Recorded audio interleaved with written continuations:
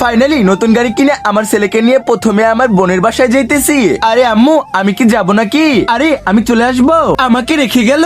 অনেকটা রোদ পড়ছে, চশমাটা পরে তাড়াতাড়ি বন্ধ করে দি গ্লাসটা। হ্যাঁ হ্যাঁ বোন, আসতেছি, 1 মিনিটে আসবো। আরে বোন, ভালো আছো নাকি? তাড়াতাড়ি চল ঘরের ভিতরে। আরে কতটা গরম পড়ছে, আমি তো আর থাকতে পারতেছি না এখানে। আম্মু যে আমাকে কেন রেখে গেল এখানে আমি বুঝতে পারতেছি না। আমি আবার আমার ছেলেকে গাড়িতে রেখে আসছি। আমি মনে হয় আজকে আর বাঁচবো না, যে অবস্থা হইতেছে এই গ্লাস বন্ধ করার কারণে। আম্মু আমাকে বাঁচাও। আরে এটা তো খুলতে পারতেছি না, এখন তো আমি বের হতে পারতেছি না, পিছনের সিটে গিয়ে বসে থাকি। আরে আম্মু কোথায় গেলা তুমি? আমাকে বাঁচাও তাড়াতাড়ি, আমাকে বাঁচাও। এরপর তো ছেলেটা ওখানে অনেকক্ষণ ধরে ক্লান্ত হয়ে পড়ে যায়। এক পর্যায়ে এরকম হইতে হইতে হঠাৎ করে একেবারে অজ্ঞানী হয়ে গেছিল। হ্যাঁ, এটা আমি কি করে ফেলছি? আমার ছেলেকে তো গাড়িতে রেখে আসছি।